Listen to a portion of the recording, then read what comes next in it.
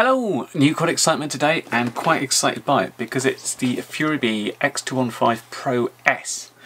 Now, you might be thinking, didn't you review this one already? And if you just take the S off, then the answer's yes. And the reason I'm quite excited about it is this is the original, this is the X215 Pro. Pretty much one of the best out-of-the-box flying quads, certainly for the price that I'd ever flown. I just had to do a little minor fix on the camera to stop it being so loose, but out of the box, fantastic, flew really smoothly and nicely. The difference with the 215S, or Pro S, is that the camera, not only is an FPV camera, it records in HD, much in the same way as sort of similar to the Runcam Split, if you like. So let's crack the box open and see what's inside. Well, first off, a couple of packs of props. These are 50/48s. I think they're the same that are on the normal X215, and it almost looks identical inside. You've even got one of the little GoPro session mounts, which is weird because it's already got an HD camera in there. The battery strap with the metal buckle. Little pagoda antenna. This is a new addition. In the bottom there's this little carbon fibre piece, which I'm guessing is for a battery plate to go on the bottom. But here's the actual quad itself. And yeah, those motors really are that green. It's really peculiar. Now, a really weird thing about this one is I tried to get this a couple of months ago, and I thought it was coming, and generally when I'm reviewing stuff I always try and get the FreeSky versions because I've got a Tyrannus and it's much easier. For some reason they seem to have discontinued the ready to fly model with the FreeSky receiver, so I've got the plug and fly, so I need to put a receiver on there. But yeah, I mean, it looks similar but not quite the same. 2206 motors on this one, 2306 motors in this one. The flight control looks a little different than this one. There's some sort of little IMU that looks like it's floating on a piece of foam in this bit. And obviously we've got, this is the HD camera and the VTX is on this top plate, and there's a quite hard to get to SD card slot in the back there. Just must say, my one looks just a touch second hand. I've got a screw here which has got some rust on it, and the VTX looks like it's had sticky pad on there, like it's had some sort of receiver stuck on there before and that's been taken off. Might just be like that, who knows. Everything else looks good, so let's get on with it. It'd be interesting to see how good this camera is, because I really didn't get off with the Runcam Split at all. I found it caused a lot of jello, and as an FPV camera it was really very poor, I found. I'm not trying to fool myself into thinking this is basically as good as putting a GoPro on, because it rarely is. But at least if it's half decent HD footage and you don't have to mount something extra on, then it should be pretty good. I mean, it sticks out a little bit, but in my experience it's really quite hard to hit that central part of the camera. I normally hit all other bits first. But anyway, let's get a receiver on this one. Let's get it plugged into Betaflight and get it set up, and then we can go fly it.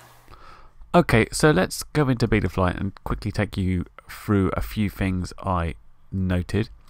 First is it's running 323, which is a pretty much up-to-date version. Second thing, we already had, of course, set up the configuration MSP for the USB connector. UART3 was set to serial, and all I had to do was connect my XM Plus receiver up to those cables floating around. Now, an interesting thing here, there's nothing else set up in peripherals. This is significant because the VTX, I was trying to work out how to change the channel. There's two buttons for the recording. One says power, one says reset, and I was trying all sorts of combinations. I eventually looked up and found in RC groups that someone said it uses smart audio. And they're absolutely right. You can set the power and the channel and the band via smart audio, but you'll notice there's nothing set up here on a UART. Normally we'd expect to say TBS smart audio, but that's not there, yet it works, which is all a bit weird. There's also nothing that advertises the fact it uses smart audio, which I thought they'd want to actually tell us about, but there you go. Okay, configuration wise, all I've done here is added motor stop. It uses D-Shot 600, uses an 8K loop, which is pretty quick. In the PID section, I noticed they'd made some changes to the default. If you look at the default, it looks like this. So they've done some tuning of some sort here. They've also done weird things with the RC rate and super rate to get your max velocity around what I have it. I'd normally have an RC rate of 1 with a super rate of 8, but let's try this out. I've added a receiver with RSSI flash, so I've put that on.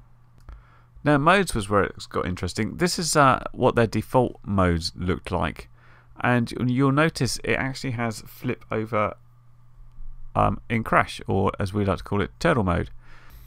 And so I checked out what version of BL Heli S the ESCs were running, and they're actually running 16.7.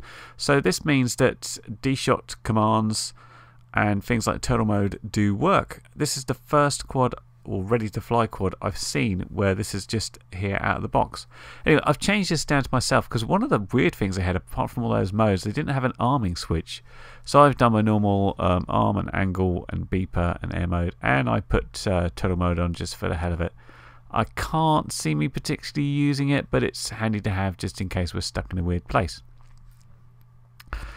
OSD, well, I didn't like their default, but to be fair, they'd done some work there, so it didn't just look like the normal default. So I've just changed this just to add a few little things, like one of which is my VTX channel so I can see what's going on, and obviously my RSSI signal there. Yeah, and that's about it, so let's get on with the flying now. Well, hello once again from the field, where we've got the most glorious day ever. It's going to be potentially the hottest day of the year here, and it's a bank holiday, which is unheard of. Good weather and a holiday for people. So we're out here flying, or just about to fly, the FuriBee X215 Pro, which is the one with the HD recording and the bizarre green motors. So we're going to give it a line of sight hover, and then we're going to take it out and see what it can do. Okay, so let's check out the X215 Pro S. You sure it feels alright? Oh man, those motors feel really powerful. We're hovering at way under 50%.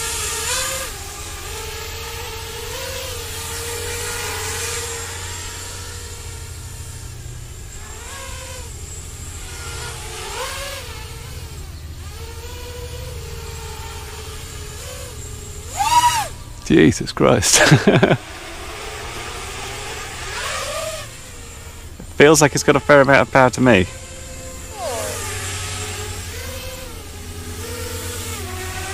One more punch. That wasn't even 100%. 100% is... I got about 80 before it almost disappeared out of view. This is going to be crazy. Let's try it. I know what it's going to do to the battery though.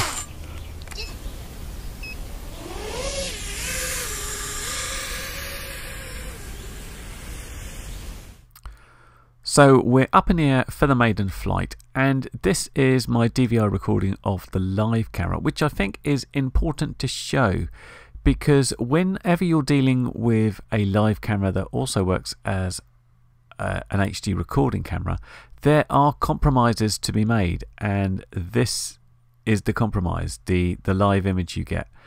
So to me, the colours are a little bit muted. It's a little, well, it's, I don't know the best way to describe it. It certainly doesn't look as good as, you know, sort of a run cam or something. And you can see we've got some noise bars going on there.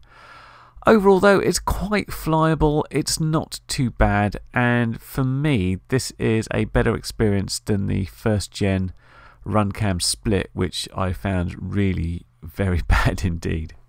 You'll notice a little recording symbol there. You've got two buttons on the VTX/recording board, and one of them's just reset, the other one stops and starts the recording. So you press it, it says record, and if it's not recording it says standby. So pretty easy to use. I'm very thankful of the fact that should you unplug the battery and forget to stop the recording, you don't lose the file, it doesn't get corrupted. You get that, because I did that about 3 out of my 5 flights. I managed to forget to actually stop it manually. But let's zoom out from the live footage and I can show you what the HD footage looks like around it, which is fairly good, I think. You've got you haven't got any setup or anything to do. You one button, record or don't record. So it records in 1080p at 60 frames a second, and I think it does okay. It's obviously not GoPro standard, but to me it looks pretty good. It's compromise again, you know. It's not a great deal extra for an HD camera that records at 60 frames a second at 1080, so for what you get there, it's doing okay.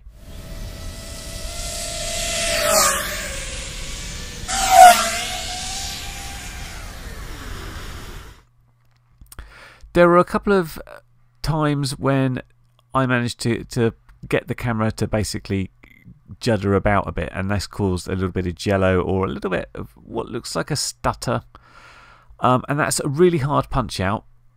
I managed to get a little bit of jello in there. I can probably tune it out by messing with the TPA adjustment. The other one was on a very fast yaw spin. I noticed there was just a little bit of extra noise in the camera, so I don't know if it doesn't appreciate the jolt that much, but yeah, I noticed that was the case. So for me, it wasn't the case that I was going out and flying completely normally, just, you know, doing whatever. I guess you could. Look, it did okay in acro stuff. It perhaps needs a little bit more tuning to sort some bits out.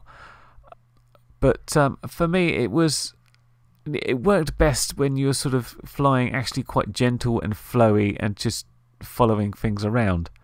Not that that's going to be everyone's taste, of course. Now, a big question some people will be asking is, well, what's the latency on this camera like? And, well, I didn't notice it being that bad. I mean, I could fly along pretty fast, pretty close to trees, and not have to worry about it. My main concern with using the camera is the live image isn't as clear as anything else. So if I was doing chase footage or looking for something specific, it's harder to pick stuff out than if you've got a proper dedicated FPV camera. Now, I know that something that winds some people up is having props in their image, and I went out with a kind of quite a conservative angle, but the landing coming in here is really easy, so there's plenty of room to move that up and cut the props out of your view, at least if that's not your thing.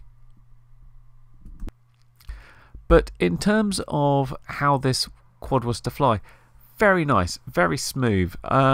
Something I might add in is perhaps a little bit of throttle expo, or maybe experiment with changing the props over, just to make sure I've got extra fine control over getting my height absolutely solid.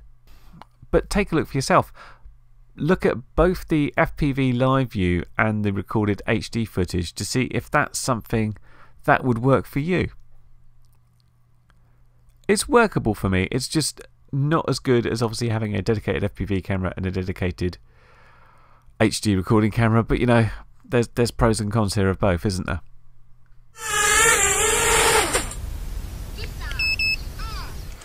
Well, it's a tale of compromise. There's no magic bullet here. You want an HD recording camera built in, then you're going to have to take a hit on your live image. And to show you the difference between a good CCD FPV camera and this one, take a look at this footage. I'm using this as it was filmed on the same day. This is the live output from this camera versus the Vortex Mojo 230 flying around doing much the same thing, and you can really see the difference there. But it's a case of money and convenience, you know. The original X215 Pro is great, but if you stuff a GoPro on it, it's, you know, extra money and hassle. And even if you use something cheaper like a Foxeer box camera, it's still extra. So this is not much extra for a reasonable quality HD recorder, and you know, it's certainly a flyable FPV camera. It's kind of down to your sort of choice, what you think's reasonable. There's space in my flying for both of these, depending on what I'm doing, really, to be quite honest. But as far as the actual quad goes and the flying experience, really nice. It's pretty much the same as this one. The only thing I think I might mess around with is the props. I'm not totally convinced by these 50-48s, especially after experimenting with props with a much more gentler pitch and the amount of control you get over them. So I'm thinking a couple of different props just to maybe smooth things out. There was still just a couple of little judders occasionally, but overall a very nice experience. I enjoyed it. The question is that compromise. It's living with that live image to have the convenience of having HD pictures without you know, shoving a GoPro on and the expense and extra effort of doing that. But yeah, this is the FuriBee X215 Pro S. Thank you very much for Gearbest for sending it, and of course there will be links down below if you want to check out on their website. But I will catch you in the next video. Bye for now. Well, you've made it to the end of the video, so thanks once again for watching. If you like what you saw, then please consider subscribing, and if you really like what you saw, then be sure to check out the link to my blog for a variety of ways in which you can help support this channel.